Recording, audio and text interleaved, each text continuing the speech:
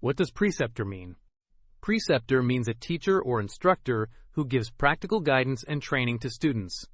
In simple words, a preceptor is a person who teaches and guides others, especially in professional training.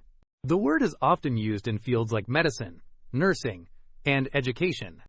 A preceptor helps students learn real-world skills by supervising their work. For example, the nursing student worked under the guidance of a preceptor. This means the student learned practical skills from an experienced instructor. Preceptors provide advice, training, and support while students practice their profession. Here are more example sentences. The medical intern learned from an experienced preceptor. The preceptor helped the trainee improve clinical skills. Students often depend on their preceptor for guidance.